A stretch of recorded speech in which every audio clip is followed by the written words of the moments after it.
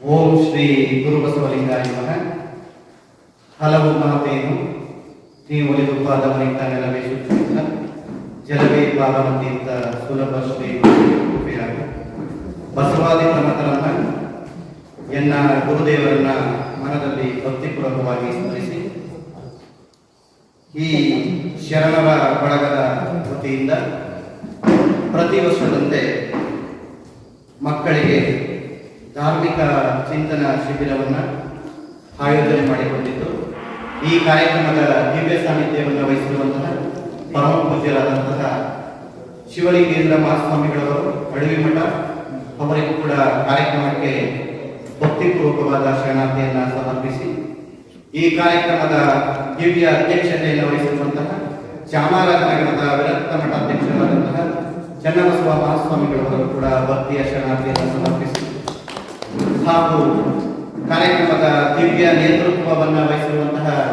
ಮೂಡುಗೂರಿನ ವಿರಕ್ತ ಮಠಾಧ್ಯಕ್ಷರಾದ ಇಮ್ಮಡಿ ಉದ್ದಾನ ಮಹಾಸ್ವಾಮಿಗಳವರು ಕೂಡ ಭಕ್ತಿಯ ಶರಣಾರ್ಥಿಯನ್ನು ಸಮರ್ಪಿಸಿ, ಹಾಗೂ ಈ ಕಾರ್ಯಕ್ರಮದ ಸಂಚಾಲಕರಾದಂತಹ ಮೇಲಾಜಿಪುರದ ಶಿವಪ್ಪ ದೇವರಿಗೂ ಕೂಡ ಶರಣಾರ್ಥಿಯನ್ನು ಸಮರ್ಪಿಸಿ, ಹಾಗೂ ಈ ಕಾರ್ಯಕ್ರಮದಲ್ಲಿ ಉದ್ಘಾಟನೆಯನ್ನು ನೆರವೇರಿಸಿ ನಿಮ್ಮೆಲ್ಲರಿಗೂ ಉಪನ್ಯಾಸವನ್ನು ನೀಡಲು ಆಗಮಿಸಿರುವಂತಹ ವಚನ ಕುಮಾರಸ್ವಾಮಿ, ವಿಶ್ವ ವಚನ ಫೌಂಡೇಶನ್ ಮೈಸೂರು ಇವರಿಗೂ ಕೂಡ ಶರಣಾರ್ಥಿಯನ್ನು ಸಮರ್ಪಿಸಿ, ಹಾಗೂ ಈ ಕಾರ್ಯಕ್ರಮಕ್ಕೆ ಆಗಮಿಸಿರುವಂತಹ ಕೇಂದ್ರೀಯ ವಚನ ವಿಶ್ವ ವಚನ ಫೌಂಡೇಶನ್ನ ಕೇಂದ್ರೀಯ ಸಂಚಾಲಕರಾದ ಲಿಂಗಣ್ಣವರವರು ಕೂಡ ಶರಣಾರ್ಥಿಯನ್ನು ಸಮರ್ಪಿಸಿ, ಹಾಗೂ ವಿಶ್ವ ವಚನ ಫೌಂಡೇಶನ್ನ ಉಪಾಧ್ಯಕ್ಷರಾದ ಶಿವಪುರ ಉಮಾಪತಿ ಅವರಿಗೂ ಕೂಡ ಶರಣಾರ್ಥಿಯನ್ನು ಸಮರ್ಪಿಸಿ, ಕಾರ್ಯಕ್ರಮಕ್ಕೆ ನೆರೆದಿರುವಂತಹ ಎಲ್ಲ ವಿದ್ಯಾರ್ಥಿನಿಯರಿಗೂ ಕೂಡ ಶರಣಾರ್ಥಿಯನ್ನು ಸಮರ್ಪಿಸಿ, ಈ ದಿನ ಹಡವಿ ಮಠದ ಪುಣ್ಯ ಕ್ಷೇತ್ರದಲ್ಲಿ ಪ್ರತಿ ವರ್ಷದಂತೆ ವಿದ್ಯಾರ್ಥಿಗಳಿಗೆ ಶರಣರ ಬಳಗದ ವತಿಯಿಂದ ಒಂದು ಶಿಬಿರವನ್ನ ಆಯೋಜನೆ ಮಾಡಿದೆ. ನಮ್ಮ ಶರಣರ ಬಳಗದ ಮೂಲ ಉದ್ದೇಶ ಮಕ್ಕಳಿಗೆ ಧಾರ್ಮಿಕ ಚಿಂತನ, ಬಸವಾದಿ ಪ್ರಮಥರ ತತ್ವ ಸಿದ್ಧಾಂತಗಳು, ವಚನ ಸಾಹಿತ್ಯಗಳನ್ನು ವಿದ್ಯಾರ್ಥಿಗಳಿಗೆ ತಿಳಿಸುವುದೇ ಮೂಲ ಉದ್ದೇಶ. ಈಗಿನ ಸಮಾಜ ದುಶ್ಚಟ, ದುರ್ಮಾರ್ಗದ ಕಡೆ ಹೋಗ್ತಾ ಇರುವುದನ್ನು ನಾವೆಲ್ಲ ಗಮನಿಸಿ, ಗಿಡಕ್ಕೆ ನಾವು ಸಂಸ್ಕಾರವನ್ನು ಕೊಟ್ಟರೆ ದೊಡ್ಡ ಮರವಾಗಿ ಅದು ನಮಗೆ ನೆರಳು ಮತ್ತು ಸಿಹಿಯಾದ ಹಣ್ಣನ್ನು ಕೊಡುತ್ತದೆ. ಅದೇ ರೀತಿ ನಮ್ಮ ಲಿಂಗಾಯತ ಸಮಾಜದ ಮಕ್ಕಳಿಗೆ ಲಿಂಗಾದೀಕ್ಷ ಸಂಸ್ಕಾರ, ವಚನ ಸಾಹಿತ್ಯ ಅಧ್ಯಯನ, ಜೀವನದ ನೈತಿಕ ಮೌಲ್ಯ ಹಾಗೂ ಧಾರ್ಮಿಕ ಚಿಂತನೆ ಕಡೆ ನಾವು ಗಮನ ಹರಿಸಿದರೆ ನಮ್ಮ ಸಮಾಜ ಒಳ್ಳೆಯ ಮಾರ್ಗದಲ್ಲಿ ನಡೆಯುತ್ತದೆ ಎನ್ನುವ ಉದ್ದೇಶವನ್ನು ಇಟ್ಟುಕೊಂಡು ಪ್ರತಿ ವರ್ಷದಂತೆ ಈ ವರ್ಷವೂ ಕೂಡ ಶರಣರ ಬಳಗದ ವತಿಯಿಂದ ಧಾರ್ಮಿಕ ಚಿಂತನಾ ಶಿಬಿರವನ್ನು ಶ್ರೀ ಕ್ಷೇತ್ರ ಅಡವಿ ಮಠದಲ್ಲಿ ಹಮ್ಮಿಕೊಂಡಿದ್ದಾರೆ. ಆ ಕಾರ್ಯಕ್ರಮದಲ್ಲಿ ಮಕ್ಕಳಿಗೆ ಉದ್ಘಾಟನೆಯ ನಂತರ ಶರಣ ಧರ್ಮದ ಸ್ಥೂಲ ಪರಿಚಯ ಹಾಗೂ ವಚನ ಸಾಹಿತ್ಯದ ಬಗ್ಗೆ ಒಂದು ಉಪನ್ಯಾಸವನ್ನ ಕೊಡುವುದು, ನಂತರ ಮಕ್ಕಳಿಗೆ ಜೀವನದ ನೈತಿಕ ಮೌಲ್ಯಗಳು, ಮಕ್ಕಳ ಸಂಸ್ಕಾರವೇ ಜೀವನದ ನೈತಿಕ ಮೌಲ್ಯದ ಒಂದು ಅಂಗ ಅಂತ ಭಾವಿಸಿ ಜೀವನದ ನೈತಿಕ ಮೌಲ್ಯಕ್ಕೆ ಹೆಚ್ಚು ಪ್ರಾಮುಖ್ಯತೆಯನ್ನು ಕೊಡ್ತೇವೆ. ನಂತರ ಶರಣರ ಪರಿಚಯದಲ್ಲಿ ಜಗಜ್ಯೋತಿ ಬಸವಣ್ಣನವರನ್ನ ಕುರಿತು ಉಪನ್ಯಾಸವನ್ನ ಕೊಡ್ತೇವೆ. ನಂತರ ನಾಳೆ ಅಷ್ಟಾವರಣ, ಗುರುಲಿಂಗ ಜಂಗಮ, ಅದಾದ ನಂತರ ಪರಿಸರ ಸಂರಕ್ಷಣೆ ಎಂಬ ವಿಷಯದ ಬಗ್ಗೆ ಒಂದು ಉಪನ್ಯಾಸ ಇರುತ್ತದೆ. ನಂತರ ಮಧ್ಯಾಹ್ನ ಮೊಬೈಲ್ ಬಳಕೆಯ ಸಾಧನೆ ಮತ್ತು ಬಾಧಕಗಳು ಅಂತ ಒಂದು ಉಪನ್ಯಾಸಗಳಿರುತ್ತದೆ. ನಂತರ ಶರಣರ ಪರಿಚಯದಲ್ಲಿ ಅಲ್ಲಮ ಪ್ರಭುವರ ಪರಿಚಯನ ಮಾಡಿಕೊಡ್ತಾರೆ. ನಂತರ ಅಷ್ಟಾವರಣಗಳಲ್ಲಿ ವಿಭೂತಿ, ರುದ್ರಾಕ್ಷಿ ಮಂತ್ರಗಳ ಬಗ್ಗೆ ಉಪನ್ಯಾಸ ಇರುತ್ತೆ.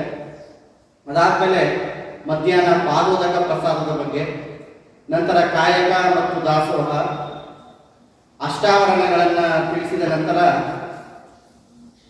ನಂದೀಶ್ ಎನ್ನುವರು ನಿನ್ನಿಂದಲೇ ನಾನಿನ್ನ ಗೆಲ್ಲುವೆ ಎಂಬ ಸ್ಫೂರ್ತಿದಾಯಕ ನುಡಿಗಳನ್ನು ಆಡಲು ಅವರು ಒಂದು ಅವಕಾಶವನ್ನು ಮಾಡಿಕೊಟ್ಟಿರ್ತೇವೆ. ಅದಾದ್ಮೇಲೆ ಒಂದು ದಿನ ಪ್ರವಾಸದ ವ್ಯವಸ್ಥೆಯನ್ನ ಮಾಡಿರ್ತೇವೆ. ಯಾಕಂತಂದ್ರೆ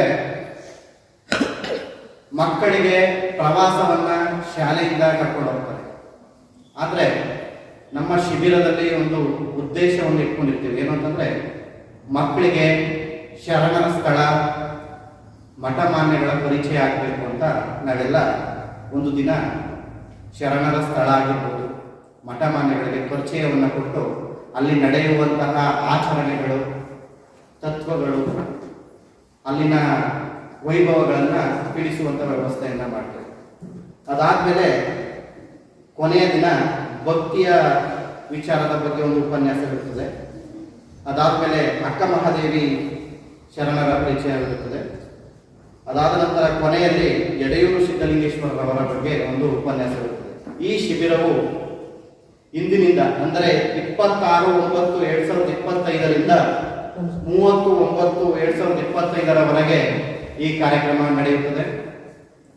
ನಮ್ಮ ಶರಣರ ಬಳಗ ಬರೀ ಶಿಬಿರಕ್ಕೆ ಮಾತ್ರ ಸೀಮಿತವಾಗದೆ ಮನೆ ಮನೆಗೆ ಧರ್ಮ ಸಂದೇಶ ಎನ್ನುವಂತಹ ಒಂದು ಮೂಲ ತತ್ವವನ್ನು ಇಟ್ಟುಕೊಂಡು ಪ್ರತಿ ಗ್ರಾಮಕ್ಕೂ ಹೋಗಿ ನಮ್ಮ ಬಸವಾದಿ ಪ್ರಮಥರ ವಚನ ಸಾಹಿತ್ಯವನ್ನ, ಲಿಂಗಧಾರಣೆಯನ್ನ ಮಾಡುವುದರ ಮೂಲಕ ಪ್ರತಿ ಗ್ರಾಮಗಳಿಗೂ ಲಿಂಗಾಯತ ಧರ್ಮದ ತತ್ವ ಸಿದ್ಧಾಂತವನ್ನ ಆಡಿ ಹೊಗಳುವಂತಹ ಕಾರ್ಯವನ್ನ ನಮ್ಮ ಶರಣರ ಬಳಗ ಮಾಡಿಕೊಂಡು ಬರುತ್ತಿದೆ.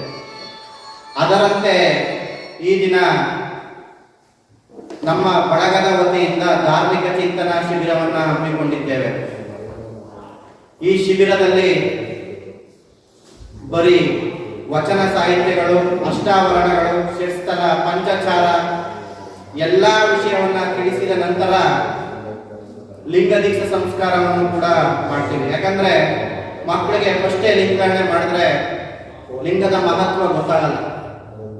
ಅದರ ಮೂಲ ತತ್ವಗಳು, ಲಿಂಗದ ಆಚರಣೆಗಳು, ವಚನ ಸಾಹಿತ್ಯಗಳ ಬಗ್ಗೆ ಮಕ್ಕಳಿಗೆ ನಾವು ತಿಳಿಸಿಕೊಟ್ಟಾಗ ಲಿಂಗ ಅಂದ್ರೆ ಏನು, ನಮ್ಮ ಲಿಂಗಾಯತ ಧರ್ಮ ಅಂದ್ರೆ ಏನು, ಶರಣರು ಅಂದ್ರೆ ಏನು ಅಂತ ತಿಳಿಸ್ಕೊಟ್ರೆ ನಮ್ಗೆಲ್ಲ ಗೊತ್ತಾಗುತ್ತೆ.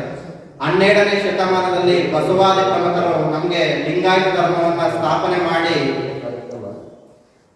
ಇಷ್ಟಲಿಂಗದ ಪರಿಕಲ್ಪನೆಯನ್ನ ತಂದುಕೊಟ್ಟು ಗಂಡು ಹೆಣ್ಣು ಎನ್ನದೆ, ಮೇಲು ಕೀಳು ಎನ್ನದೆ ಎಲ್ಲರೂ ಕೂಡ ಇಷ್ಟಲಿಂಗ ಪೂಜೆಯನ್ನ ಮಾಡಬಹುದು ಎಂದು ಸಾರಿದ ವಿಶ್ವಗುರು ಬಸವಣ್ಣನವರಿಗೆ ನಾವು ಈ ಕಾರ್ಯಕ್ರಮದ ಮೂಲಕ ಭಕ್ತಿಯ ಶರಣಾರ್ಥಿಯನ್ನ ಸಮರ್ಪಿಸುತ್ತೇನೆ. ಜೊತೆಯಲ್ಲಿ 15ನೇ ಶತಮಾನದ ಎಡೆಯೂರು ಸಿದ್ಧಲಿಂಗೇಶ್ವರರವರನ್ನ ಕೂಡ ಈ ಕಾರ್ಯಕ್ರಮದಲ್ಲಿ ಎನ್ನ ಮನದಲ್ಲಿ ಭಕ್ತಿಪೂರ್ವಕವಾಗಿ ಸ್ಮರಿಸ್ತೇನೆ. ನಮ್ಮ ಗುಂಡ್ಲುಪೇಟೆ ತಾಲೂಕಿನಲ್ಲಿ ಎಡೆಯೂರು ಸಿದ್ಧಲಿಂಗೇಶ್ವರರವರ ಶಿಷ್ಯರಾದಂತಹ 3 ಜನ ಶಿವಯೋಗಿಗಳನ್ನು ನಾವು ಕಾಣಬಹುದು. ಇಲ್ಲಿ ಅವರು ನೆಲೆಸಿರುವುದೇ ನಮ್ಮ ಪುಣ್ಯ ಎಂದು ನಾವು ಭಾವಿಸ್ತೇವೆ. ಬಡಗೂರಿನ ಮದ್ದಾನ ಶಿವಯೋಗಿಗಳು, ಮೂಡುಗೂರಿನ ಉದ್ದಾನ ಶಿವಯೋಗಿಗಳು, ಮಂಚಳ್ಳಿ ನಾಗಲಿಂಗೇಶ್ವರರವರು ಕೂಡ ಎಡೆಯೂರು ಸಿದ್ಧಲಿಂಗೇಶ್ವರರ ಶಿಷ್ಯರು. ಅವರು ನಮ್ಮ ತಾಲೂಕಿನಲ್ಲಿ ಬಂದು ನೆಲೆಸಿರುವುದೇ ನಮ್ಮೆಲ್ಲರ ಪುಣ್ಯ.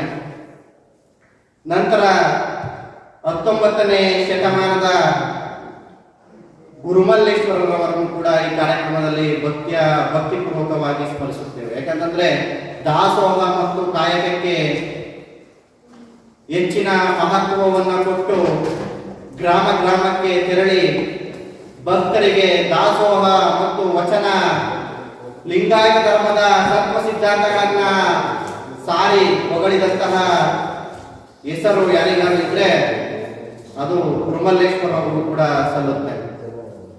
ಅದೇ ರೀತಿ ನಮ್ಮ ಶರಣರ ಬಳಗ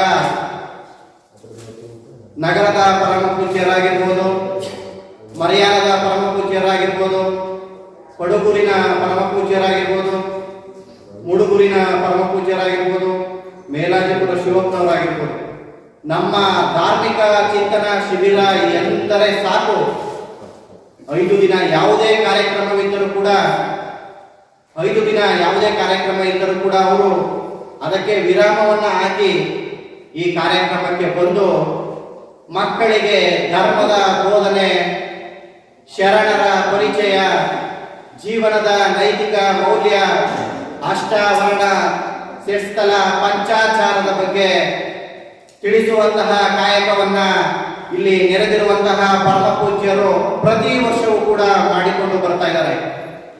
ಈ ಕಾರ್ಯಕ್ರಮ ಇಲ್ಲಿಗೆ ನಿಲ್ಲದೆ ಮುಂದೆಯೂ ಕೂಡ ಈ ಕಾರ್ಯಕ್ರಮ ಪ್ರತಿ ವರ್ಷವೂ ಕೂಡ ಮಕ್ಕಳಿಗೆ ಧಾರ್ಮಿಕ ಚಿಂತನಾ ಶಿಬಿರವನ್ನ ಹಮ್ಮಿಕೊಂಡು ನಮ್ಮ ಲಿಂಗಾಯತ ಧರ್ಮವನ್ನ ಉಳಿಸುವ ರಕ್ಷಣೆಯ ಜವಾಬ್ದಾರಿಯನ್ನ ಇಲ್ಲಿ ನೆರೆದಿರುವಂತಹ ಪರಮ ಪೂಜ್ಯರು ಮಾಡಿದ್ದಾರೆ. ಯಾಕಂತಂದ್ರೆ ಕೊಡಗೂರು ಕ್ಷೇತ್ರವೆಂದರೆ ಒಂದು ಮಹಾಮಹಿಮಾ ಮದ್ದಾರೇಶ್ವರರ ಪುಣ್ಯಕ್ಷೇತ್ರ. ಆ ಕ್ಷೇತ್ರದಲ್ಲಿ ಮಕ್ಕಳಿಗೆ ಲಿಂಗ ಸಂಸ್ಕಾರವಾಗಿ ಧರ್ಮದ ವಚನ ಸಾಹಿತ್ಯವನ್ನ ತಿಳಿಸುವಂತಹ ಕಾಯಕ ನಡೀತಿದೆ ಅಂತಂದ್ರೆ ಈ ಮಕ್ಕಳ ಒಂದು ಪುಣ್ಯ ಅಂತ ಒಂದು ಭಾವಿಸ್ತೇನೆ. ಒಂದ್ ಕಡೆ ಶರಣರು ಹೇಳ್ತಾರೆ, ಹಗಲಿನಲ್ಲಿಟ್ಟ ದೀಪ, ಸಮುದ್ರಕ್ಕೆ ಬಿದ್ದ ಮಳೆ, ಹಸಿವಿಲ್ಲದವನಿಗೆ ಕೊಟ್ಟ ಊಟ, ಲಿಂಗವಿಲ್ಲದ ಲಿಂಗಾಯತ ವ್ಯರ್ಥ ವ್ಯರ್ಥ ವ್ಯರ್ಥ ಅಂತ. ಹಗಲಿನಲ್ಲಿಟ್ಟರೆ ದೀಪ ವ್ಯರ್ಥ, ಬೆಳಕಿದೆ. ಹಸಿವಿಲ್ಲದವನಿಗೆ ಊಟ ಕೊಟ್ಟರು ಕೂಡ ವ್ಯರ್ಥ. ಸಮುದ್ರಕ್ಕೆ ಎಷ್ಟೇ ಮಳೆ ಬಿದ್ದರೂ ಕೂಡ ವ್ಯರ್ಥ. ಅದೇ ರೀತಿ ಲಿಂಗವಿಲ್ಲದ ಲಿಂಗಾಯತ ಕೂಡ ಸಮಾಜಕ್ಕೆ ವ್ಯರ್ಥ ವ್ಯರ್ಥ ವ್ಯರ್ಥ. ಅದಕ್ಕೆ ಮಕ್ಕಳುಗಳಿಗೆ ಸಂಸ್ಕಾರವನ್ನು ಕೊಟ್ಟು ನಾವು ಈ ಕಾರ್ಯಕ್ರಮವನ್ನು ಯಶಸ್ವಿ ಮಾಡಬೇಕು ಅನ್ನೋ ಮೂಲ ಉದ್ದೇಶವನ್ನು ಇಟ್ಕೊಂಡು ಈ ಕಾರ್ಯಕ್ರಮವನ್ನು ಮಾಡ್ತಾ ಇದ್ದೀವಿ. ಪ್ರತಿ ವರ್ಷವೂ ಕೂಡ ಧಾರ್ಮಿಕ ಚಿಂತನ ಶಿಬಿರವನ್ನು ಹಮ್ಮಿಕೊಂಡಿರ್ತೀವಿ. ಎಲ್ಲ ಪರಮ ಪೂಜ್ಯರು ತಮ್ಮದೇ ಆದ ಕಾಯಕ ನಿಷ್ಠೆ ಪೂಜೆಗಳಿದ್ರೂ ಕೂಡ ಅದಕ್ಕೆ ವಿರಾಮವನ್ನು ಹಾಕಿ ಈ ಕಾರ್ಯಕ್ರಮ ಮುಗಿಯುವವರೆಗೂ ಕೂಡ 5 ದಿನ ನಿಮ್ಮ ಜೊತೆ ಇದ್ದು ಕಾರ್ಯಕ್ರಮವನ್ನು ಯಶಸ್ವಿಗೊಳಿಸ್ತಾರೆ. ಈಗಲೇ ಸಮಯ ಅಭಾವ ಆಗಿರೋದ್ರಿಂದ ನಾವು ನಿಮ್ಮ ಜೊತೆ 5 ದಿನ ನಿರಂತರವಾಗಿರೋದ್ರಿಂದ ನಾವು ನಿಮ್ಮ ಜೊತೆ ತೊಡಗಿಸ್ಕೋತೀವಿ, ನಿಮ್ಮ ಜೊತೆ ಮಾತಾಡ್ತೀವಿ, ಧರ್ಮದ ಬೋಧನೆಯನ್ನ ನಾವು ಮಾಡ್ತೀವಿ, ನಾವು ಎಲ್ಲ ಶ್ರೀಗಳು ನಿಮ್ಮ ಜೊತೆ ಇರ್ತೀವಿ ಅಂತ ಹೇಳ್ತಾ ಇಲ್ಲಿ ನೆರೆದಿರುವಂತಹ ಎಲ್ಲ ವಿದ್ಯಾರ್ಥಿನಿಯರು ಮತ್ತು ವೇದಿಕೆ ಮೇಲಿರುವ ಎಲ್ಲ ಪರಮ ಪೂಜ್ಯರಿಗೂ ಮತ್ತು ಗೌರವಿತ ವಚನ ಕುಮಾರಸ್ವಾಮಿ ಅವರಿಗೂ ಹಾಗೂ ಲಿಂಗಣ್ಣನವರಿಗೂ ಶಿವಪುರದ ಉಮಾಪತಿ ಅವರಿಗೂ ಕೂಡ ಎಲ್ಲರಿಗೂ ಶರಣಾರ್ಥಿಯನ್ನು ಸಮರ್ಪಿಸಿ ನಮ್ಮ ಮಾತಿಗೆ ವಿರಾಮವಾಗ್ತಾ ಇದ್ದೀವಿ. ಜೈ ಬಸವ. ಪ್ರಾಸ್ತಾವಿಕ ಸಭೆಗಳನ್ನಾಡಿದಂತಹ ಕಬ್ಬಳ್ಳಿಯ ಜಂಗಮ ಮಠದ ಪ್ರಮುಖರಾಗಿರ್ತಕ್ಕಂತಹ ಶ್ರೀ ಗುರುಸಿದ್ದು ಸಂತರ ಅವರಿಗೆ ಭಕ್ತಿಪೂರ್ವಕ